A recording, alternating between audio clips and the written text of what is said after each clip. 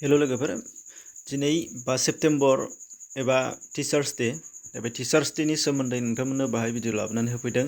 जायफ्रा स्टुडेन्ट एबा जायफ्रा टिचार्स डेनि सोमोन्दै गासैबो डिटेल्स मिथिनो लुबैदों नोंथांमोना नायनो हागोन। आरो जायफ्रा स्पिच लाखिनो गोसो एबा टिचार्स डेनि प्रग्रामाव स्पिच बुंनो गोसो नोंथांमोना बेखौ लानानै स्पिच लानो हानाय जागोन आरो बिबुंथि लाखिनो हानाय जागोन।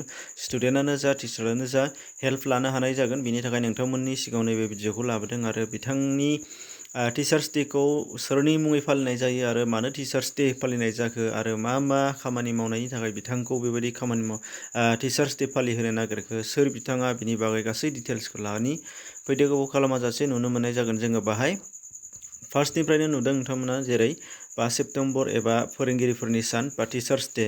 दा बे फोरोंगिरिफोरनि सान बुङोब्ला गाहायै मोननै सानखौ जों गोसोआव लानो गोनां जायो। बेनिनो मोनसेया जादों मुलुगनां फोरोंगिरि सान, जायखौ 5 अक्ट'बराव फालिनाय जायो। आरो बेनिफ्राय गुबुन मोनसेया जाबाय जोंनि हादराव 5 सेप्तेम्बर सान, जायखौ जोङो फोरोंगिरिफोरनि सान हिसाबै फालिनाय जायो 5 सेप्तेम्बर। दा बे मोननै। दा बे समाव 5 सेप्तेम्बर एबा जोंनि भारतनि फोरोंगिरि सान, बे टिचार्स डे, बेखौसो बाहाय नोंथांमोननो लोगोसे फोरमायनो नागिरदों। दा बोसोरफ्रोमबो 5 सेप्तेम्बर सानखौ जों फोरोंगिरिफोरनि सान हिसाबै फालिबोबाय थादों। आरो जेराव बे सानखौ आगुनि भारतनि हादोरगिरि डक्टर सर्वपल्ली राधाकृष्णन बिथांनि जोनोम सानाव फालिनाय जायो। बे सान फालिनायखौ थांनाय 1962 मायथाइनिफ्रायनो खालामबोगासिनो दङ। आरो बेनिखायनो फोरोंगिरिफोरनि सान फालिनो थांब्ला बिथां सर्वपल्ली राधाकृष्णननि बागै जों मिथिनांगौ जाग्रोयो। बिथाङा सासे सोलोंथाइगिरिमोन, माने इडुकेसनिस्ट, बिजिरसंगिरिमोन, स्कलारमोन आरो सान्थौगिरि, फिलसफारमोन आरो भारत रत्न बान्था आजावनो हानाय सासे भारतनि सेथि लेङाइ हादोरगिरि आरो बेनिफ्राय नैथि हादोरगिरि महरै बिथाङा मिथिजायो। दा बिथाङा 1888 मायथाइनि 5 सेप्तेम्बर खालि भारतनि तिरुतानी मुंनि मोनसे जायगायाव जोनोम जादोंमोन आरो बिनि उनाव 1975 मायथाइनि 16 एप्रिल खालि रुंसारि जादोंमोन। हादोरगिरि जानायनि सिगां बिथाङा गोबांथार जायगायाव फोरोंगिरिनि हाबा मावदोंमोन। जायफोर फोरोंगिरिनि खामानिखौ दिनैसिम गुबुनफोरा फ्रायानो मावनो हाया।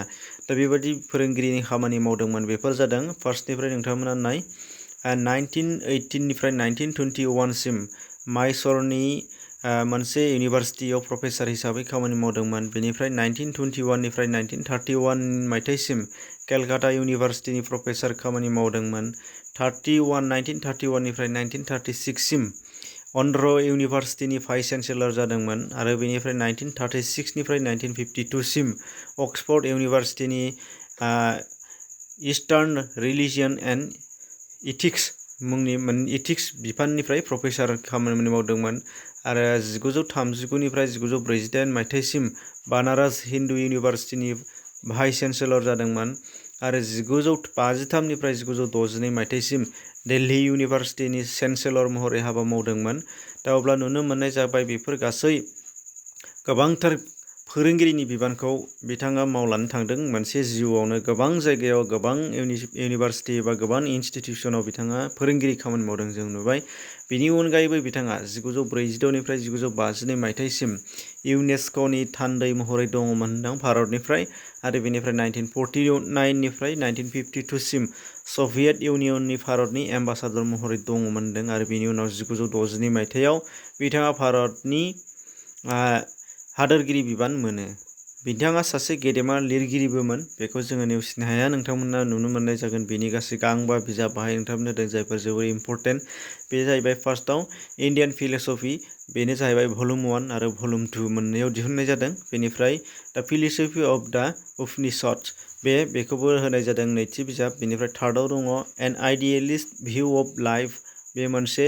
आरो बेनिफ्राय फर्थआव दङ eastern religion and western thought, बे मोनसे। बेनिफ्राय दङ 5आव east and west is to some reflections, बे माखासे गांबा बिजाबफोरखौ नोंथांमोननो लिस्ट लाबोनाय जादों बिथांनि। दा अब्ला नुनो मोनबाय बैफोर मख'जानाय हाबाफोरनिफ्राय जों हमदांनो हाबायदि सर्वपल्ली राधाकृष्णन बिथाङा गावनि जिउखौ फोरोंगिरि महरै आरो हादोरनि आरो समाजनि सिबिनायाव थारैनो बावसोमदोंमोन गावनि जिउखौ।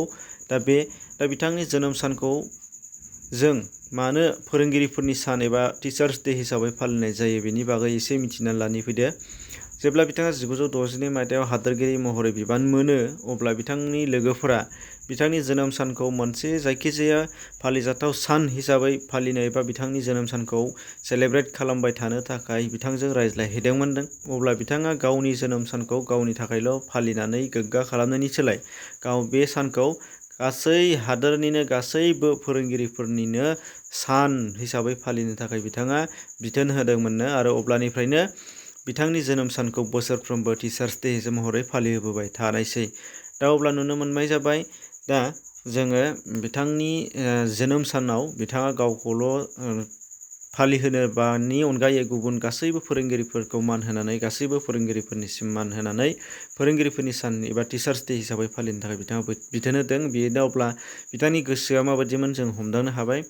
दा लास्टआव बिथांनि मोनसे फोरोंगिरिनि सायाव थानाय बिथांनि सान्थौआ मामोन बेखौ नोंथांमोननो दिन्थिनो लानाय जादों। डक्टर सर्वपल्ली राधाकृष्णननि मोनदांथियाव फोरोंगिरिनि फोरोंनाया मोनसे सार्भिस नङा होनदों आरो प्रफेसनबो जानो हाया होनदों आरो जबबो नङा होनदों। सार्भिस, प्रफेसन आरो जब बे मोनथामबो नङा होनदों फोरोंगिरिनि खामानिया। बियो मोनसे समाज फोसाबनायनि गेबें लामासो होनदों। अब्ला जोङो बुजिनो हानाय जाबाय मा होननाय जादों फोरोंगिरिया मा जानांगौ बेखौ बिथाङा बाहाय हिन्ट्स होना होदों।